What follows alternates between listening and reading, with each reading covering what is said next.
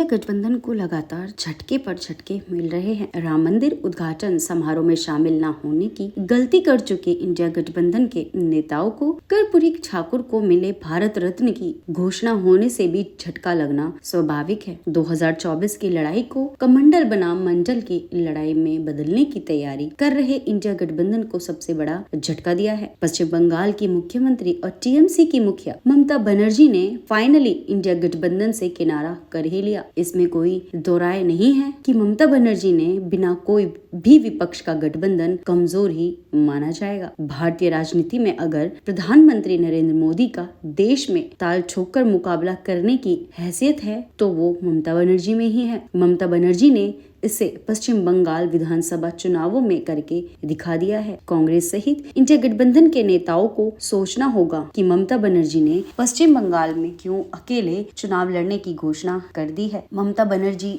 जैसी नरेंद्र मोदी की धुर विरोधी क्यों विपक्ष के गठबंधन से अलग हुई, इसकी पड़ताल होनी चाहिए। लोकसभा चुनाव 2024 को जीतने का सपना का रास्ता तभी निकल सकेगा जब इंडिया गठबंधन ममता बनर्जी के अलग होने का कारणों का निवारण कर ले, क्योंकि अभी तो ममता बनर्जी ने ऐलान किया है आगे अखिलेश यादव, नीतीश कुमार, अरविंद केजरीवाल, उद्धव ठाकरे आदि बहुत से लोग हैं जिनकी परेशानी वही है जो ममता बनर्जी को गठबंधन में बने रहने को लेकर थी। अगर पिछले कुछ महीने में राजनीतिक घटनाक्रम को देखें तो कुछ निम्न कारण नजर आते हैं जिनके चलते ममता बनर्जी परेशान हो गई थी। ममता के परेशान होने के कारण की समीक्षा करेंगे तो पता चलेगा कि ये सब वही परेशानियां हैं जिसके चलते गठबंधन के दूसरे दलों के नेता भी परेशान हैं। बता दें कि 13 जनवरी को इंडिया गठबंधन की वर्चुअल बैठक में पश्चिम बंगाल की मुख्यमंत्री ममता बनर्जी शामिल नहीं हुई। टीएमसी ने बैठक के आमंत्रण को अस्वीकार करते हुए बताया था कि ममता बनर्जी के पहले से कार्यक्रम तय है।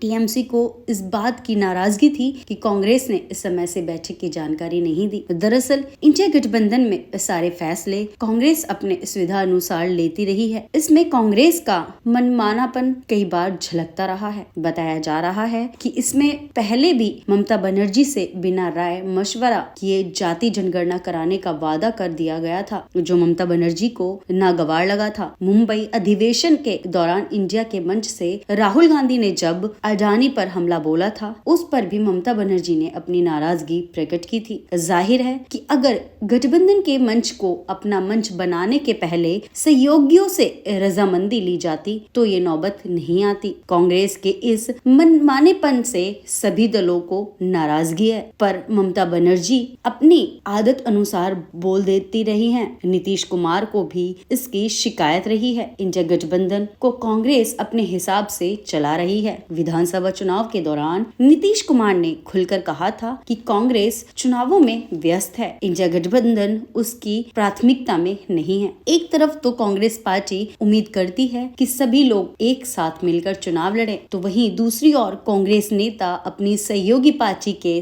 सम्मानित नेताओं का मान मर्दन करते नजर आते हैं। कांग्रेस नेता अधीर रंजन ने मौके बेमौके ममता बनर्जी के लिए कुछ भी बोलते रहे हैं, जो कई बार बहुत ही अपमानजनक बन जाता रहा है। आपको याद होगा कि मध्य प्रदेश विधानसभा चुनाव के दौरान समाजवादी पार्टी के मुखिया और उत्तर प्रदेश के पूर्व मुख्यमंत्री अखिलेश यादव को कांग्रेस नेताओं ने क्या नहीं कहा। कोई अखिलेश वखिलेश कह रहा था, कोई उन्हें छुट भैया नेता कह रहा था। बता दें कि अखिलेश यादव उत्तर प्रदेश में कितने मजबूत हैं, कांग्रेस नेताओं को यह समझ ही नहीं है। मध्य प्रदेश के कांग्रेस नेताओं ने अखिलेश यादव की खिल्ली एक बार उड़ाई। उत्तर प्रदेश में कांग्रेस अध्यक्ष अजय राय हर रोज अखिलेश यादव का मजाक उड़ाते हैं। क्या इस तरह गठबंधन धर्म निभाया जाता है? आम आदमी पार्टी के नेता सौरभ भारद्वाज ने भी कांग्रेस नेता अधीर रंजन के शब्दों पर आपत्ति जताई। आम आदमी पार्टी के नेताओं के खिलाफ भी कांग्रेस नेता कुछ भी बोलते रहते हैं या कांग्रेस खुद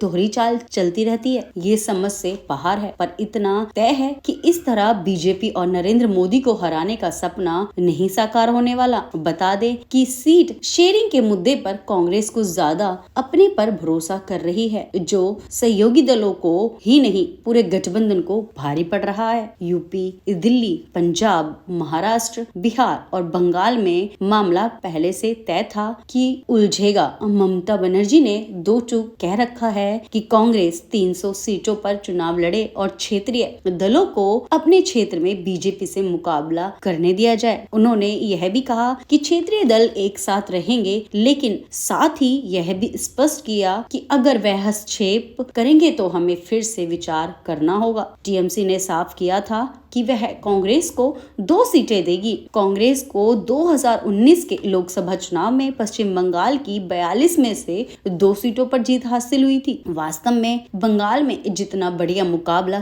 टीएमसी दे सकती है, कांग्रेस नहीं दे सकती। इसी तरह यूपी में समाजवादी पार्टी, महाराष्ट्र में उद्धव ठाकरे और शरद पवार की पार्टी और दिल्ली पंजाब में आम आदमी पार्टी जितना अच्छा मुकाबला एनडीए से कर सकती है, कांग्रेस नहीं कर सकती। यह समझने वाली बात है कि इन राज्यों में कांग्रेस का संगठन तक नहीं बचा है, जबकि क्षेत्रीय पार्टियां इतनी मजबूत हैं कि वो बीजेपी पर भी भारी पड़ जाती हैं। इन राज्यों से कांग्रेस को सव्य हट जाना था, पर कांग्रेस अभी तक अपनी स्टेट इकाइयों के जरिए लगातार दबाव बनाए हुए है। कई जगह ये दबाव हमले में बदल गया है, जो गठबंधन के लिए हानिकारक बन रहा है। कांग्रेस को अपनी पार्टी की हकीकत को समझना होगा और सहयोगी दल के साथ बड़े भाई की तरह पेश आना होगा।